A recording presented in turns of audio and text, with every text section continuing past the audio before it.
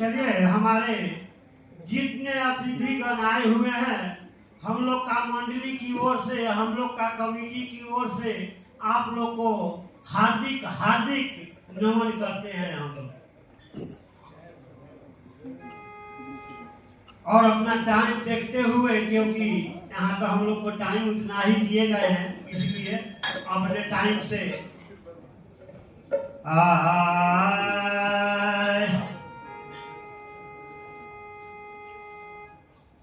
श्री गुरु चरण सरोज राजा, श्री गुरु चरण सरोज राजा, निज मन माकुरासु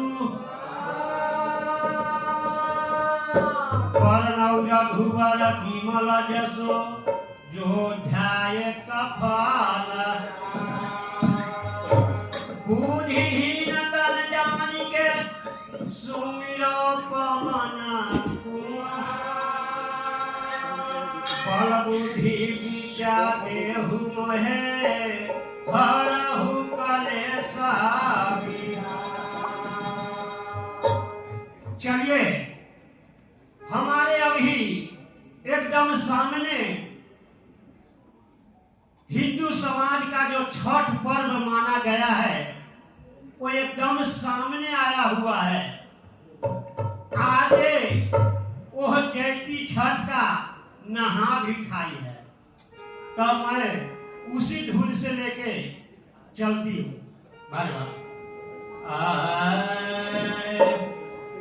तो जय गणेश मंगल करना, जय गणेश मंगल करना, विघ्न हरो गणेश।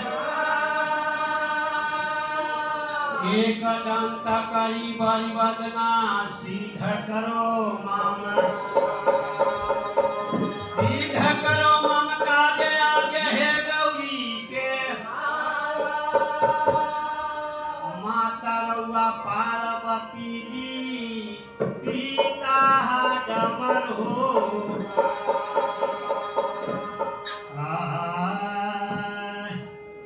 गौरी लाला नमा के अक्वारी सुमीरा